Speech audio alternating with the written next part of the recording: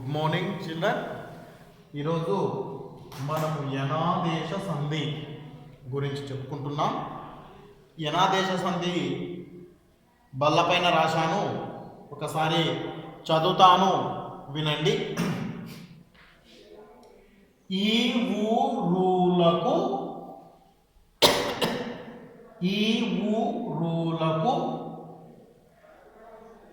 అసవర్ణపు అచ్చులు పరమైతే యావరాలు ఆదేశంగా వస్తాయి. మరొకసారి చదువుతున్నాను. ఈ ఊరులకు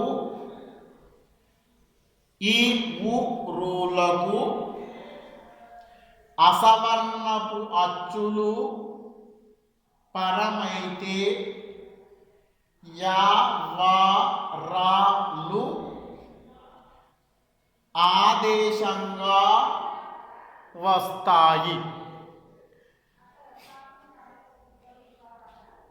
ఈ ఊరులు అసవర్ణపు అచ్చులు అంటే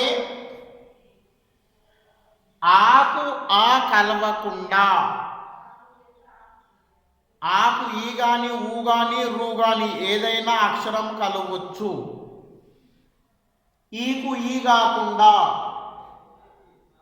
వేరే అక్షరాలు, ఊకు ఊ కాకుండా వేరే అక్షరాలు, రూకు రూ కాకుండా వేరే అక్షరాలు కలిస్తే దానిని యనాదేశ సంధి అని అంటారు.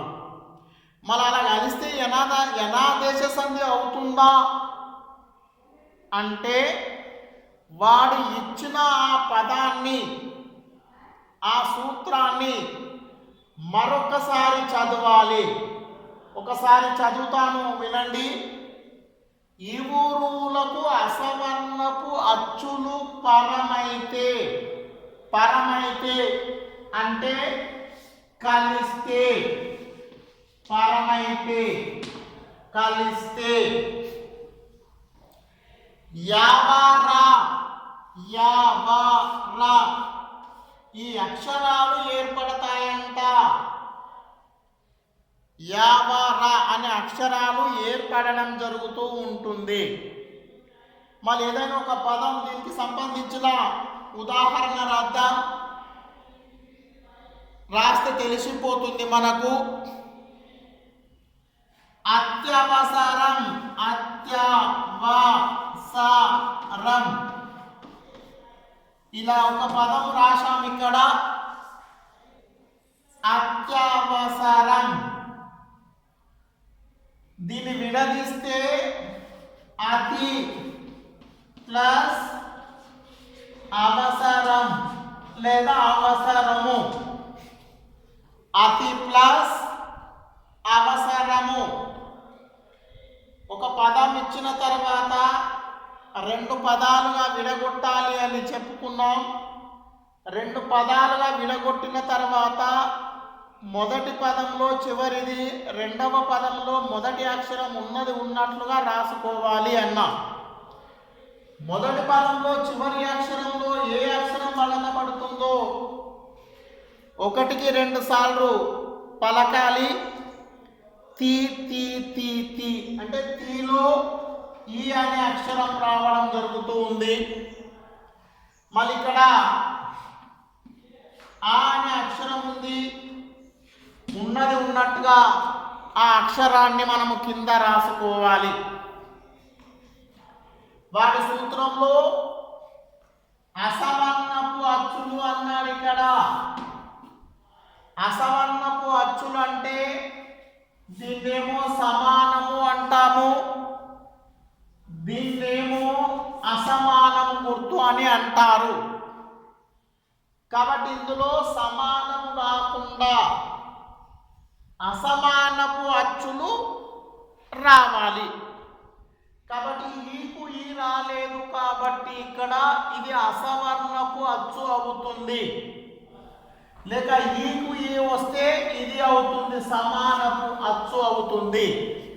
కాబట్టి వాడు అడిగినట్లుగా అసవర్ణపు అచ్చులు వచ్చాయి. మళ్ళీ ఆ సూత్రంలో ఏమంటున్నాడు చిల్డ్రన్ ఒక్కసారి చూడండి. వాడిచ్చిన దాంట్లో యా కానివ్వండి, వా కానివ్వండి, రా కానివ్వండి అనే అక్షరాలు ఏర్పడడం జరుగుతుంది అని చెప్పడం జరుగుతుంది ఇక్కడ. మళ్ళీ వాడు ఇచ్చిన దాన్ని 1-2 సార్లు చదువుదాం. అత్యవసరం. ఇందులో ఈ 3 అక్షరాలు ఏదైనా ఒక అక్షరం పలకబడుతుందా లేదా అది చూద్దాం. ఆ అనే త్యాలో యా అనే అక్షరం పలకబడుతుంది చిల్డ్రన్.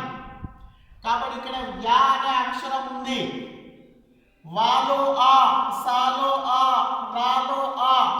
కాబట్టి యా వాడు 3 అక్షరాలు ఇచ్చాడు కాబట్టి ఏదైనా ఒక అక్షరము వస్తే చాలు.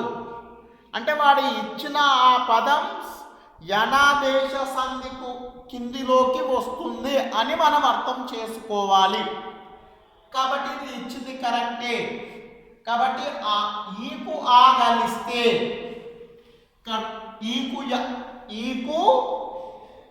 ఈకు ఆ కలిస్తే యా అనే అక్షరం ఏర్పడడం జరుగుతూ ఉంటుంది. ఇది చిల్డ్రన్ యా అయిపోయింది. వా అది ఒక్కసారి రాద్దాం.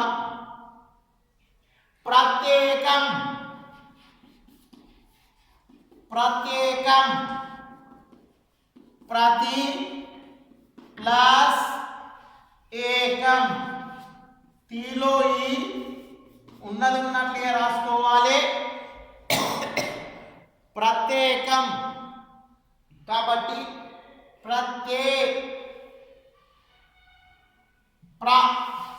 ప్రాలో ఆరు వస్తుంది చూడండి. ఆర్ అనే అక్షరం వస్తుంది ఇక్కడ, రా అనే అక్షరం వస్తుంది.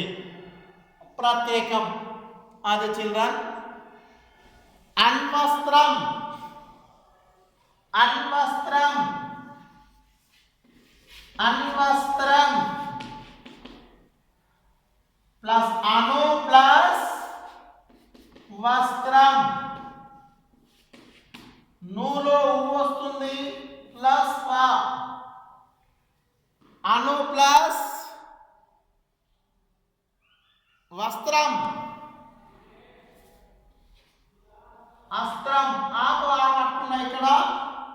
కాబట్టి ఆడు ఇచ్చిన దాంట్లో అన్వా, వాలో వా అనే అక్షరం పలకబడుతుంది ఇక్కడ, వా అనే అక్షరం ఉంది ఇక్కడ.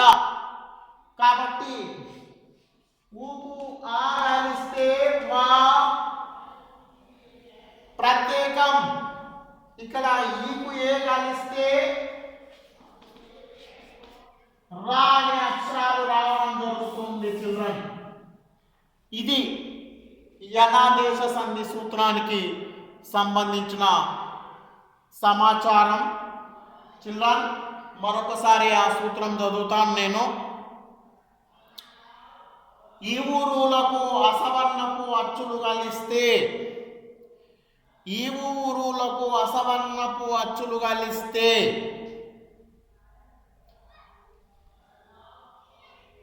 యావారాలు ఆదేశంగా వస్తాయి. ఇది చిల్డ్రన్ సంధి. ఓకే.